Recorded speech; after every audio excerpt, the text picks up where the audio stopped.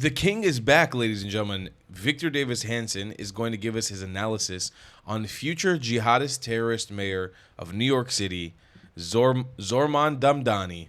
Dumdani. I'm Tall, the traveling clout, your favorite white colonizer. Get the merchandise in the link down below in the description at travelingclout.com, and let's check it out. Hello, this is Victor Davis Hanson for the Daily Signal. We've talked before about the front runner in the New York mayoral race, Zhoran Mamdhani. And we've mentioned before that he talked about seizing the means of production, which comes out right out of Karl Marx and Friedrich Engels' Das Kapital, the Communist Manifesto. We talked about his claims that he never advocated defunding the police, even though there's an extensive social media trail where he advocates just that. Specifically for that. He talked about going into richer and whiter areas and taxing them specifically at a higher rate. Kind of ironic, as we mentioned, that the highest income group in the United States by ethnic background are people from India, Indian Americans. Mamdhani's parents, for example. He didn't say, in other words, richer and Indian American. He just used the word white because he's trying to cater himself to the African American vote. All that being said, because he is such an extremist figure, and because he has been pampered and grown up very rich, was never really required to go out and get a job and go through audits. He's been a rapper, he's been an activist, he's tried to run for office. He has an extensive left-wing record, and now that he's in the public realm, everything is starting to come out. Just give you a couple of examples. His father was in a discussion, a conference discussion, and said that Adolf Hitler's idea for the final solution and many of his policies toward the Jews came from Abraham Lincoln. The way Lincoln supposedly created or treated Indians on reservations. That's crazy. Al-Awlaki, I don't know if you remember him, Al-Awlaki. He was an American citizen that went to Yemen, and he advocated killing Americans, and he was a terrorist. Barack Obama, when he was president, ordered a Predator hit team on him and killed Al-Awlaki in a targeted assassination, who was, by the way, an ISIS supporter, but he was also a U.S. citizen. So we assassinated him without habeas corpus, be that as it may. That was Obama's decision. But now we learn in 2015, years after that Obama hit on him, on this ISIS figure, was one of the captains of ISIS and living in Yemen, Mamdhani was defending him and saying basically he turned radical because the FBI surveilled him. Oh my God. That's like saying that Kash Patel turned radical because the FBI surveilled him. People don't go become terrorist kingpins because the American FBI thinks you're a person of interest. That's insane. He has some other disturbing things as well. He posted a video on his social media of Indian Americans dressed as if they were Hasidic Jews, and they were making fun of the Hanukkah celebration. And they had a menorah there, and they were chanting as if they were rap music. It was very derogatory toward Jews. Yet why would he put that there on his social media account? That's not the end of it. He's very sensitive about the African American and Latino vote, which I don't think he's going to win. But now we learn that when he applied to college, to Bowdoin, and I think further to graduate school, in which he was not admitted, he claimed that he was an African American.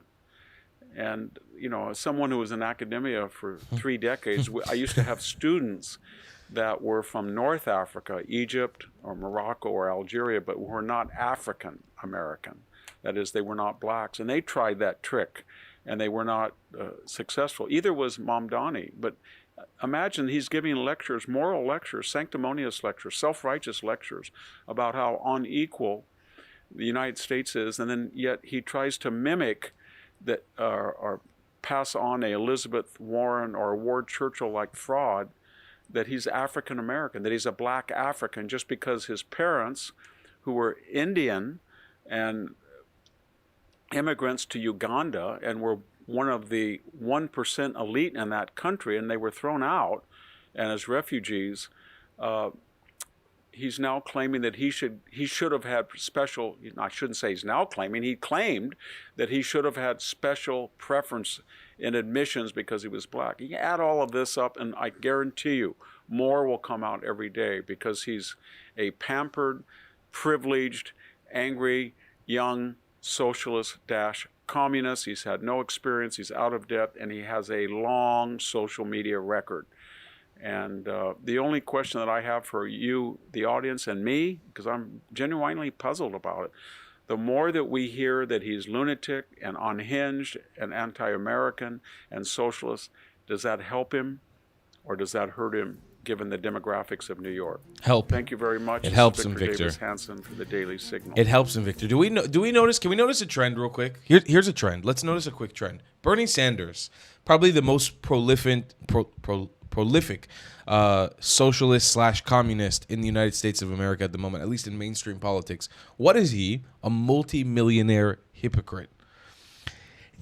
It's just, we see a trend here with anybody who propagates the idea of communism / socialism not being a person, one, who's ever had hands-on experience with it. He's never been to Cuba. I have.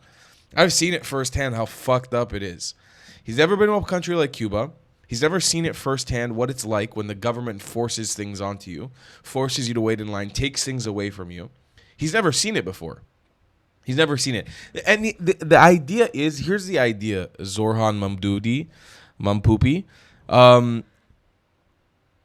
capitalism isn't perfect. I don't think anybody's advocating that capitalism is perfect. The thing is with capitalism, it's people screwing over people to try to get to the top. With socialism, when your government is actively trying to fuck you, is actively trying to take your shit away from you, actively hurting you and oppressing you, it's a whole different universe of pain.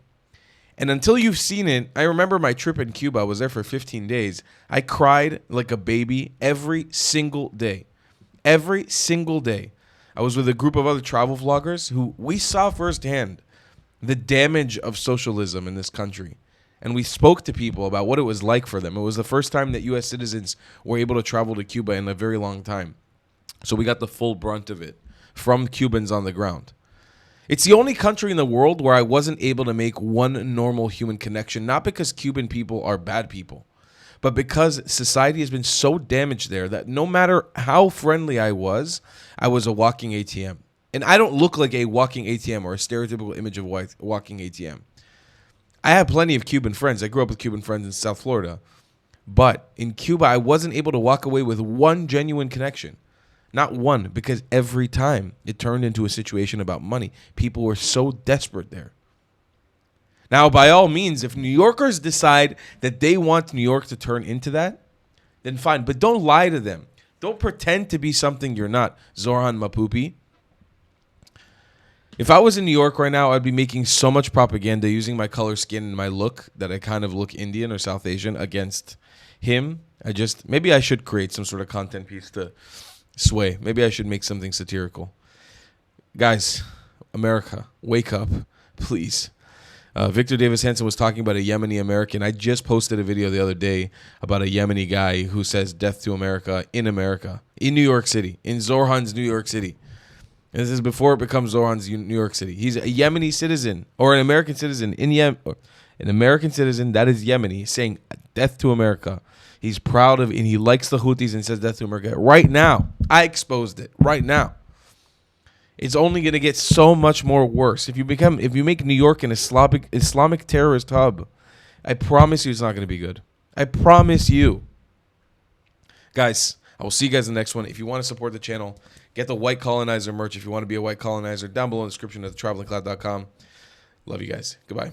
If you believe in my content and want to support me, just know your help is needed. There's a bunch of great ways to support me, being PayPal, Buy Me a Coffee, or joining my Patreon community down below. Patreon is the best way to support my channel, and you'll get a bunch of cool perks depending on what tier you join. Another great way to support me is by buying my merchandise on thetravelingclat.com. I regularly drop new merch designs like this beautiful hat, or this amazing shirt, where you can support the channel and get something cool for yourself. I also have an amazing Discord community with people from all over the world. Thank you so much for your support.